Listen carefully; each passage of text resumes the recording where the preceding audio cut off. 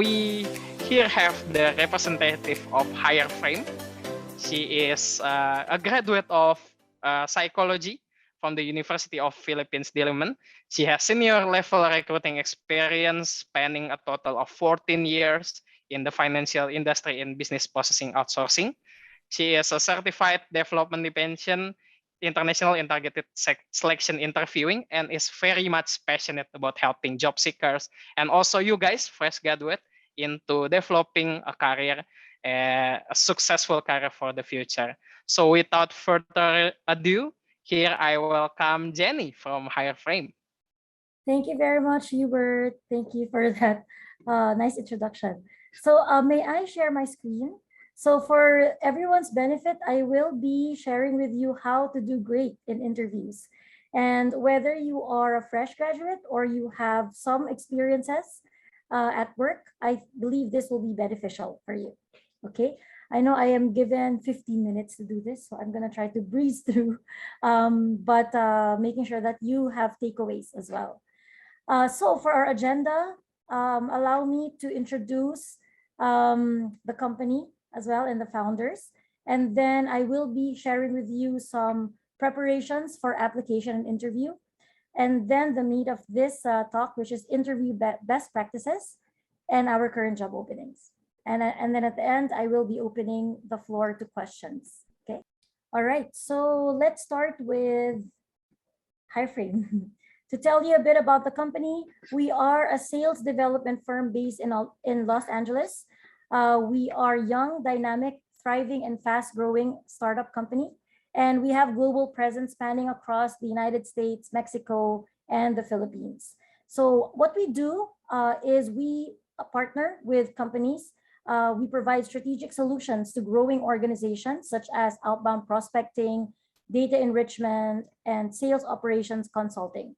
So most of majority of our openings are on the research side, more on research and lead prospecting.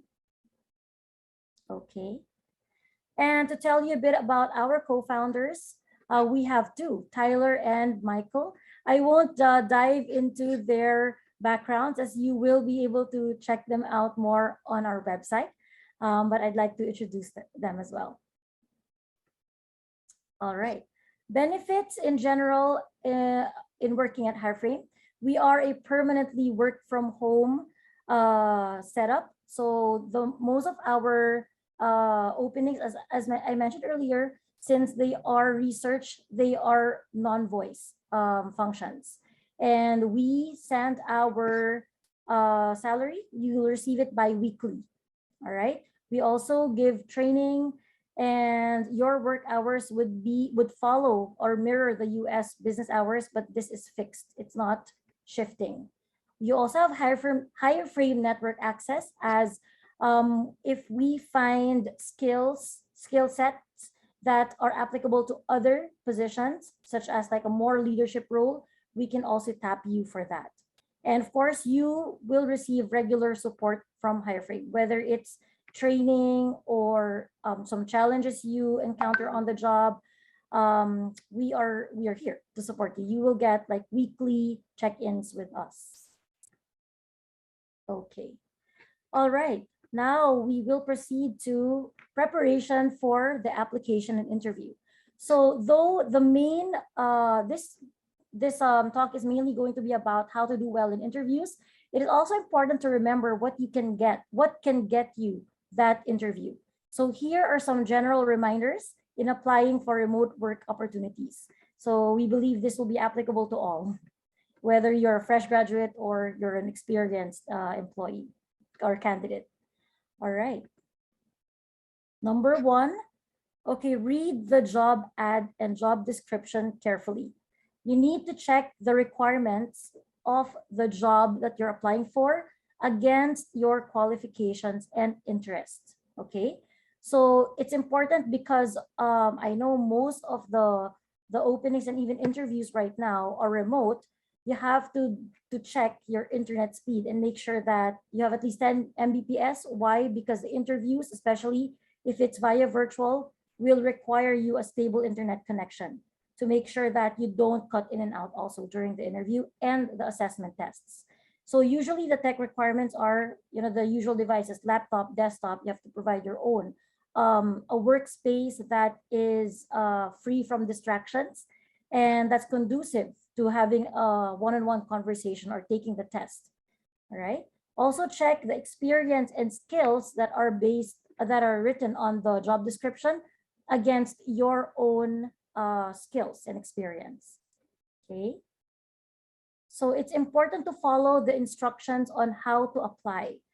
All right. So your resume should be concise and updated, but also take note of what's written on the job description. If it will require you to answer some questions, make sure that you provide those answers. If it asks you to log your details on a certain database, then please do that. And when you reply via email, make sure that you always do it in a professional tone. So complete your email with salutation and signature, okay? Not just the answer to the question. So make sure it's professional and it's complete. And of course, check also your grammar, punctuation, thought organization. This is also important, especially when you are being assessed against many other candidates. Okay, that's an example of a job posting with requirements. What are we looking for in an ideal candidate and how to apply? So on this page, you will see that there are questions that need to be answered via email. Okay. So in applying for a role, there are various and a multitude of opportunities that you can try out for, and you're very welcome to do that. But it's very important to know what you enjoy doing and what can you do? What are your skills? Attend trainings and gain experiences to also be prepared to do what the requirements of the function you're applying for are. Why is it important to know what you enjoy doing and what you can do?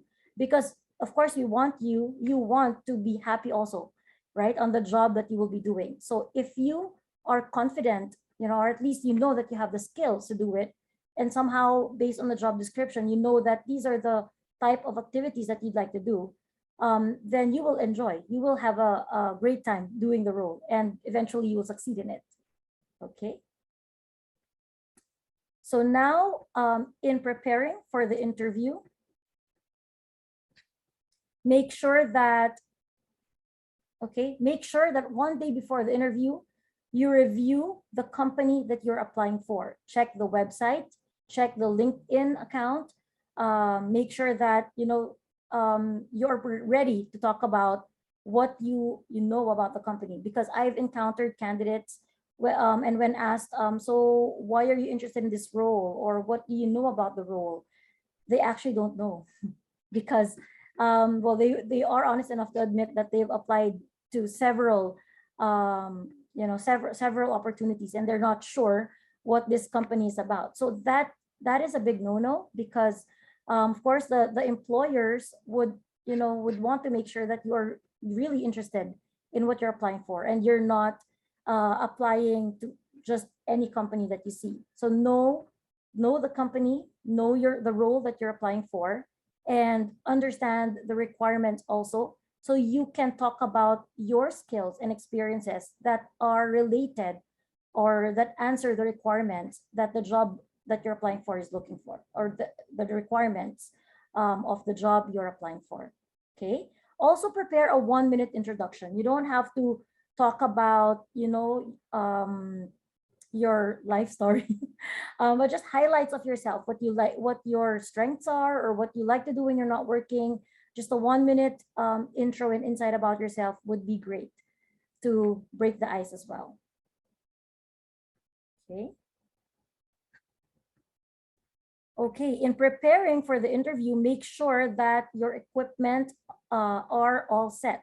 Backups, audio, mic, the video, make sure that they are working, so that you avoid the awkward scenario wherein your video is not working, or your mic is too low, you cannot be heard, or your battery dies in the middle of an interview. So make sure that you're also familiar with, the Zoom and Google Meet, these video platforms, because there are jobs that require you to share your screen. So know where that share screen button is, or the present now button is in Google Meet. All right. Now for the attire, make sure that you dress for the part. Okay. So make sure that, even if you are having a virtual interview, you know how it is, you can just be on a professional top and shorts at the bottom. I think that's the work from home attire, right? Interview from home attire.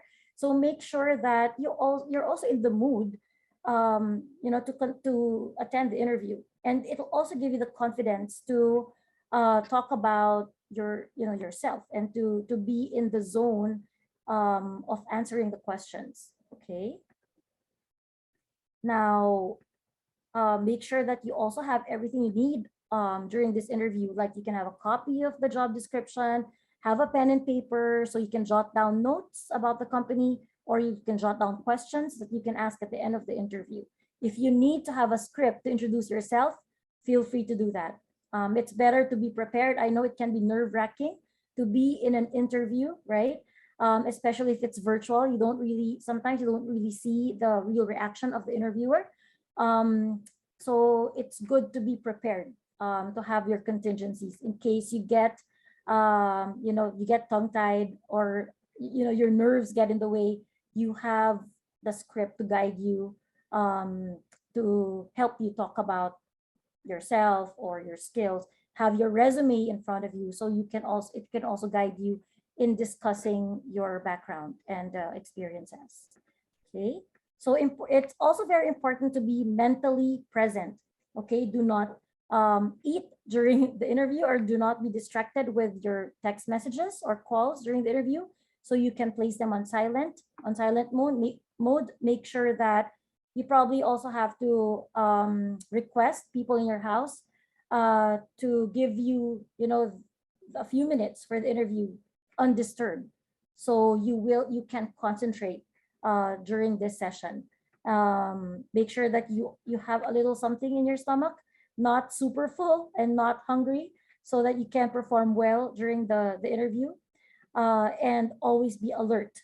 Okay, have a good night's sleep before your scheduled interview, and make sure that you're not too tired also. So it's always better to have the interview at the start of your day rather than towards the end of your day. I wish I can also ask you to ask questions right now, but you may reserve it for the end of this interview, this session. Okay. All right. So you may prepare your water, pen and paper, copy of the job description, as I mentioned earlier, your own resume, and optional to have a script with you. All right. So now for the interview best practices and tips. Now, but once you are on the interview proper, what do you do? How can you do well in this? Okay. Number one, be professional at all times. So be punctual. Don't be a ghost. We call it ghosting when candidates just don't show up during the interview. So make sure that if there is an emergency, you'll be late and you cannot make it to the interview, send a formal notice to your recruiter via email, or if you have that chance to send an SMS, do so. Okay, that will actually grant you a second chance to the interview, rather than just disappearing. Okay, or don't wait for the interviewer to get in touch with you and ask you what happened, why didn't you make it. Okay, but of course it's very important to be on time, so that you can also test all your equipment, at least 5-10 minutes before the interview. Make sure everything is working, so you're really ready once you start.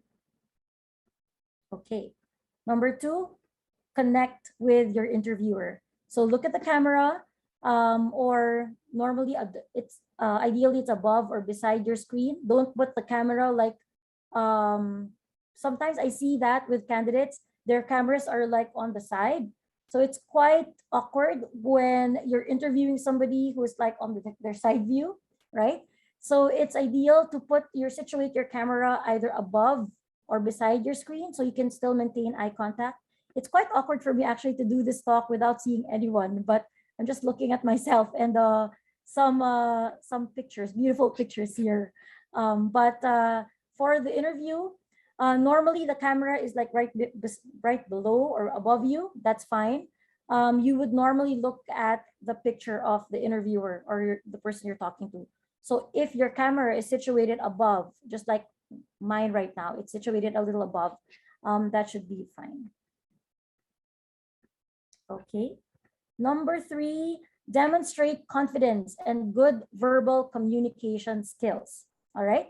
We understand that, being a young professional, being a fresh graduate, you may not have so many years of experience yet, but so long as you're able to express yourself clearly and naturally, right? And you're able to answer the questions correctly, meaning you are answering the questions on hand and you're not giving a question that's like an answer that's out of this world.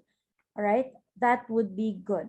That's why it's also important to know yourself, review your resume, review the experiences you've had in your extracurricular activities beyond the academics, because that's normally where you will get your answers to work-related questions, such as, say, demonstrating or describing an experience when you had to show leadership, for example. So this is normally from your extracurricular activities in your organization or in your group works, in your thesis. If you have those experiences, initiative, these questions, you can prepare that in advance by really trying to recall, your experiences at in school or in your organizations.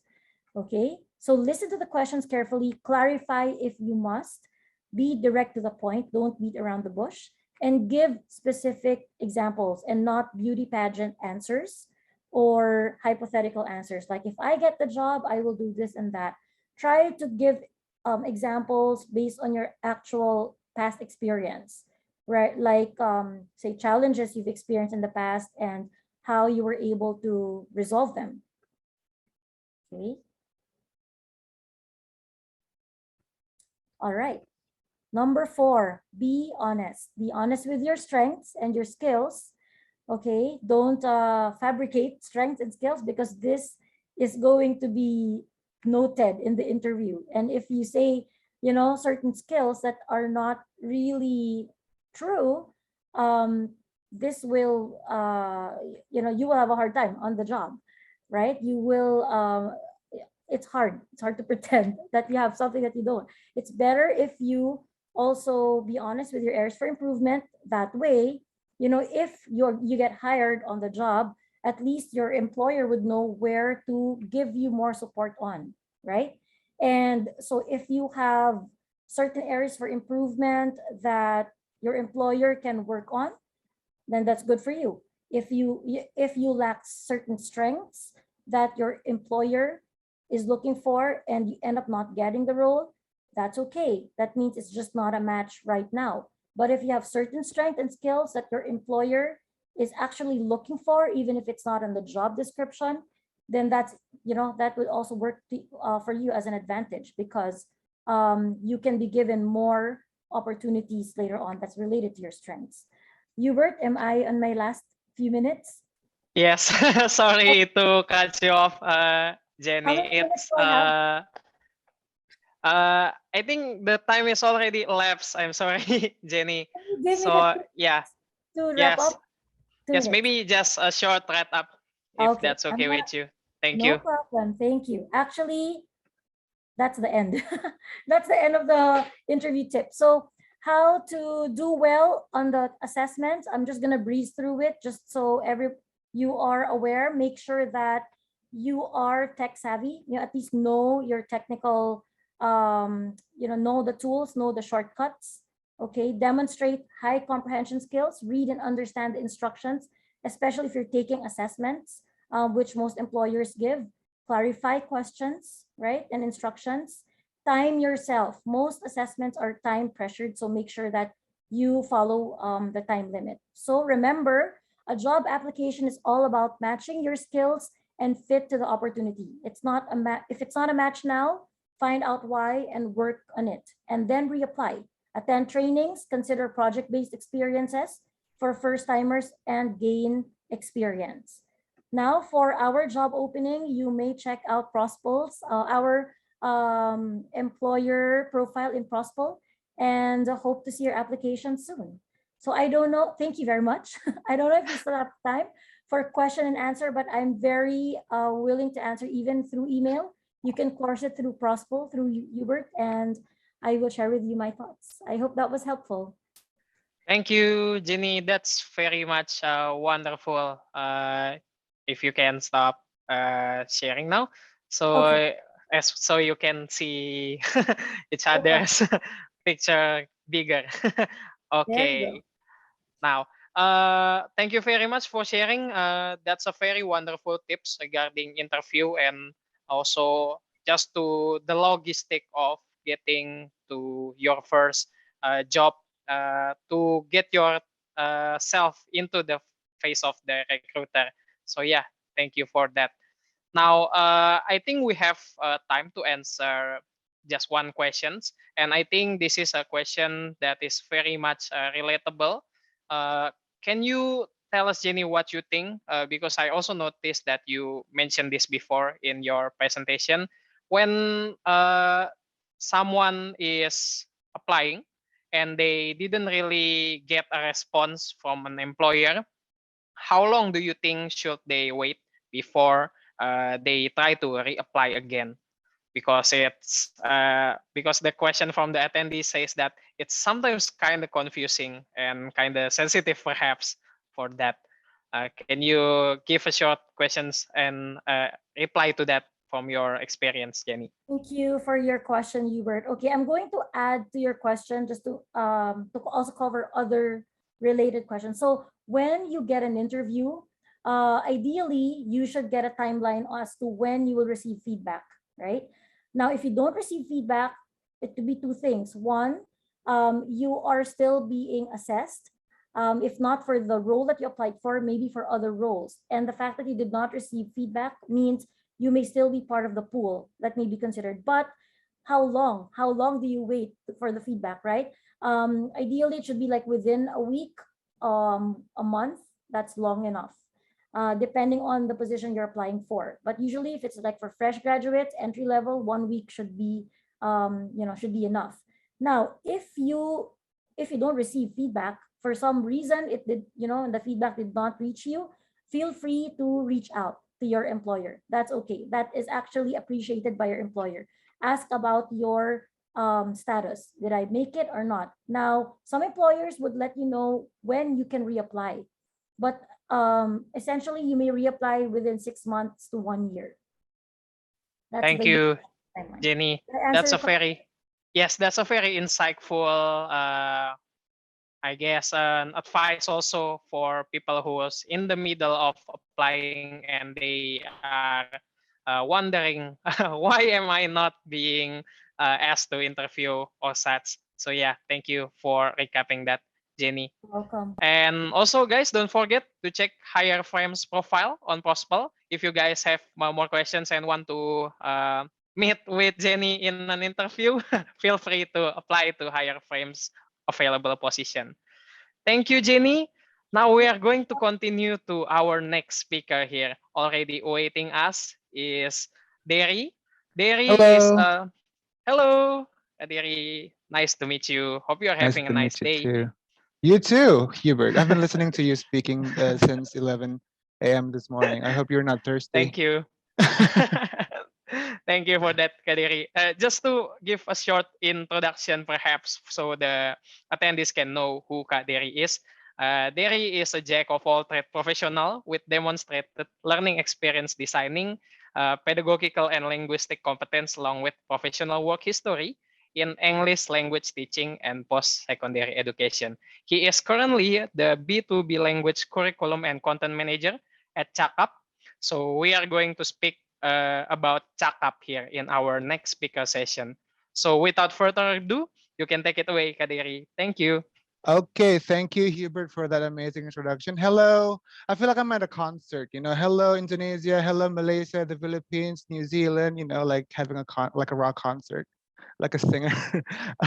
Thank you, first of all, for Prosper for allowing Checkup to be a part of this amazing event. And I would like to also acknowledge our hopeful and optimistic fresh graduates and students all over the world wanting to kickstart their career at an edutech or SaaS companies. I'm Dery, like what Hubert said. I'm currently the B2B manager for the curriculum and content at Checkup, and I also happen to be a professor in linguistics, one of the youngest in my previous university. And if you see on the screen, that's my registration number. You can look me up on Google. And yeah, Miss Jenny from Hireframe gave you some thoughts or some insights about how to nail your interview. I'm going to share a little bit about CV as well, perhaps, because before your interview, you have to snatch the attention of the recruiters through your CV. CV is the only one-way communication for the recruiters to know who you are and what you can do for the company. But before that, I'd like to introduce what ChuckUp is first, okay?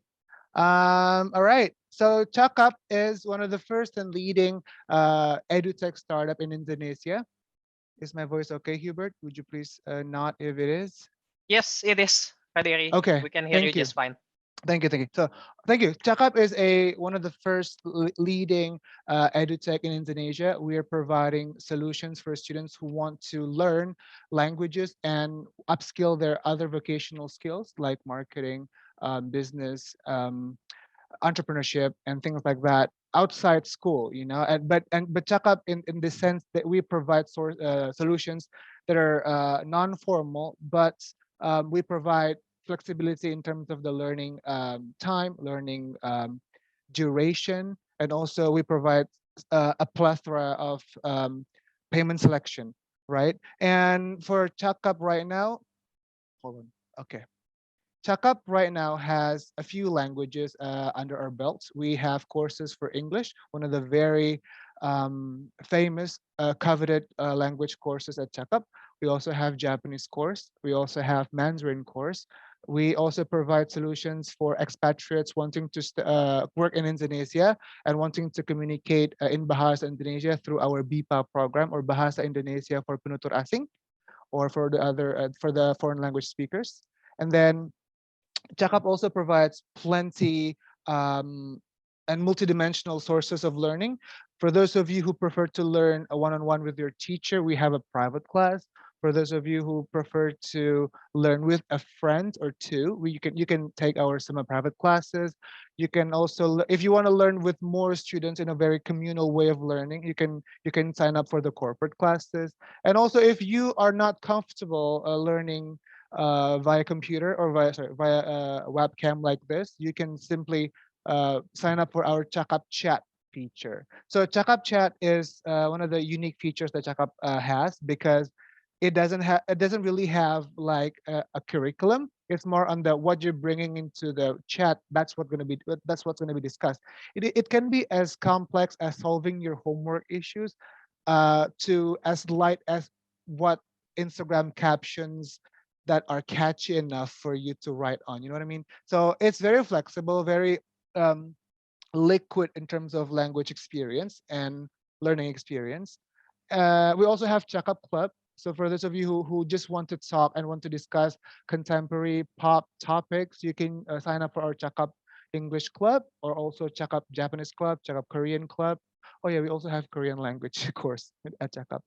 And Checkup also provides solutions for the B2B clients. So usually for our corporate clients, they tend to have they want to expand their company to other countries, right? They need language enhancement program for their employees, and Checkup provides that. For example, I've been handling B2B courses of English. So yeah, and Checkup boasts itself with the multidimensional, multimodal sort of learning sources. We have, of course, our learning chapters, the PDFs, the regular PDF. We also have a whiteboarding feature where you can write on your screen to interact with the lesson. We also have self-paced experience. If you don't like to attend classes, you can learn self-paced way, or you learn it with your own time frame. And then we also provide, there's a lot. We also provide video learning for you guys if you want, if you're interested in learning through visuals and audio. And yeah, that's about ChuckUp. And ChuckUp now for English, we have English, Mandarin, and Korean. We have two main products. We have English language for adults, and we have language for kids. So Mandarin for kids, Mandarin for adults, English for kids, English for adults, Japanese for kids, Japanese for adults, and Korean for kids, Korean for adults. So if you are parents, I'm sure there is no parent here, or there's at least the audience are not from the parental pool. But for those of you who have brothers, sisters, cousins that are younger that they want to learn Mandarin, they can sign up for Checkup program. So that's that. And let's move on to an activity a little bit. Oh yeah, that's me. An activity. Is the chat box functioning? I think it's functioning. Yeah. I'd like to have an activity with everybody here. Just a little bit. I'd like you guys to let me know which cities or countries you're from on this link, and we're going to see the results right away. If you look at your chat box right now, there is a link for you to fill in, and I'm going to just type in where you're from and let us know. Let us fill the link, guys. Oh, Yogyakarta, Kuala Lumpur, Kolkata. Wow. Hello, Tabuk, Philippines, Manila, Philippines. Okay, Perth, Australia. Well, yes. We are covering the sort of southeastern hemisphere of the world, I would say. Okay. Malaysia, Melbourne. That's a lot of Zamboa. Oh, I hope I'm not butchering the pronunciation here. Zamboanga, city of the Philippines. Hello, Cagayan.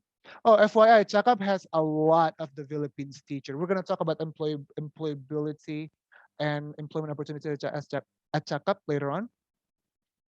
Okay, that's a lot of people. All right, thank you. So this is one of the ways that Cakap does to interact through multimodal elements or multimodal sources, channels with our students. We know online learning only after the pandemic hits, right? We know the importance of online learning after the pandemic hits or during the hits of the pandemic. Back in the day, we only acknowledge online learning as a supplementary element of learning. But right now, we consider online learning as a pivotal, important source of learning, you know, because you cannot go anywhere usually at this time around. So yeah, because of the not monolithical, but the sort of monodimensional or one-dimensional way of learning, you know, there's a camera, keyboard, laptop, screen, and then materials. It tends to get boring. We're training our Checkup teachers to enhance their teaching skills beyond their conventional conservative way of teaching. We want them to engage with the tech tools provided by our platform, also external platforms that are open access for them to use, you know, usually white label. But the point here is that we want our teachers to be as engaging as possible through multimodal, multidimensional channels of learning. Okay, all right, let me stop there. Okay, all right. Thank you for participating in this. All right, let's move to here a little bit, some presentation. I've introduced you, Chakap. I've also introduced myself. Let's go to this. The previous speaker has told you about how to nail your interview. Right here, I'm going to let you know how you can nail your CV. All right. Maybe our HR practitioner here can correct me, but if I can recall correctly, for you to be able to grasp or to capture attention of your recruiter, it only takes about 7 to 10 seconds for the recruiters to skim through your CV, you know, because there's a lot of applications coming into the platform. You need those small space and the shortest amount of sentences to make your message come across. So that's why in here, I provide you with some pointers for you to learn from when you're writing your CV. CV should be end to end. CV and the description of your roles should be end to end, meaning what you're doing in that particular job previously, right? And then how did you achieve that goal, and also what sort of measurement to measure your rate of success, right? For example, if you happen to be if you are a college student, you were arranging an event and you're applying for an event manager somewhere, yeah, make sure that when you're writing your CV, you write explicitly what your role in that previous job, which is an event coordinator for an event on campus. Write what you did, write how you did it, and write how many, as simple as how many people attended your event. For example, that year when you organized that event, it gathered about 1,000 students or 1,000 attendees. But a year before, there's only about what 100 attendees. So you can deduce that number in a way that, oh, because of you increase the number of attendees up to 100%, tenfold of the increase in terms of students or attendees attending your event. So with that logical number, with that way to contextualize your result of work, it can grasp the attention of the recruiter into showing or into understanding that you're a person of data, you're a person of results, and you're a person that believes that results can be quantified, in my opinion. And also, for those of you who are purely students, and you're about to graduate, my advice for you, if you want to go to what is it? If you want to go to a company to kickstart your career, make sure that you understand the modules or subjects you're taking in your duration of a bachelor's degree, for example, or master's degree, for example. Think about what in those modules that could be making sense for that potential job you're applying for. For example, if you are a graduate of business administration, a BA graduate, okay, I'm sure you've been exposed to um, a module or a subject about company growth, okay, and about how to manage a company growth, for example. Yeah, make sure that you write those experiences taking that module on your CV like this, so that people know that at least you have the exposure of what is about to be what you're about to do in that company. You got to start somewhere. And for those who don't have internship experiences, think about your transcript. Think about the modules you took during your bachelor's degree, during your higher education pursuit, and then think about a way how to contextualize those modules into your applied jobs. Okay, and okay, I think that would be all for my presentation. I know it's short and sweet. At ChuckUp, people say that business, not business, COVID-19 hits a lot of businesses and industries, but for EdTech company, we thrive in that situation. I'd like to share something with you guys. Actually, ChuckUp has experienced about 500% of growth since last year, and just a few days ago, we released a press release that we just got a Series B investment from a group of investors, a regional group investors here. You can check out the info on Tech in Asia, and you can simply Google simply Google the news about ChuckUp newest investment, Series B. That is a testament that EdTech company is here to stay and here to grow. And if you apply for EdTech companies for any positions available, it's not a dying sort of industry. You don't have to be worried about um, job certainty, I would say, right? Because in that at the company, the business keeps growing, basically. Thank you, Okay. Dery, for that. Thank you. Am I on Uh, time? it's okay, Dery. Maybe you can stop your screen sharing so Sure. we can see our picture a little bit bigger. Okay. So thank you very much for explaining regarding ChuckUp's company profile and also a little tips on how you can improve your CV.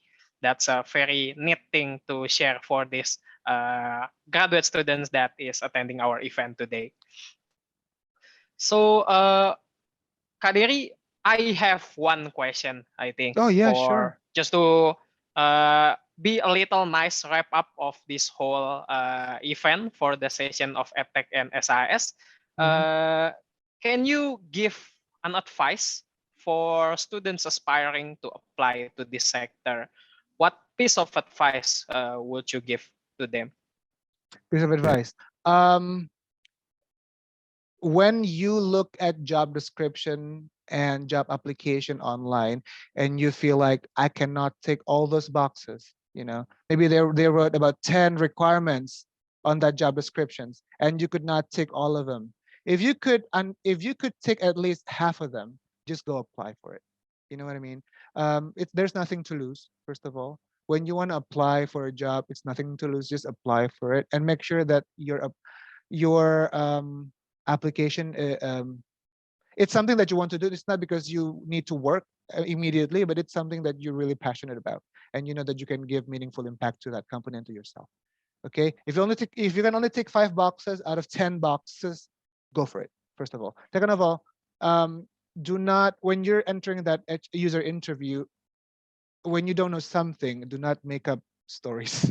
Do not fabricate news or facts about, and do not think about what is the expected answer from the user interviewers, basically. Just be honest about your current predicament and also be honest that you would like to learn in that company and you have all the hunger to learn and all the hunger to elevate yourself in that company, and with whatever you have right now you can contribute still and learn at the same time. Thank Yeah. you, Kaderi. So that's it, guys. One is just go for it. Just apply if you guys are confident on your skill to join them. And also to be honest in everything you do to showcase your willingness to learn. Thank you, Kaderi, for that. So guys, this is the end of the session.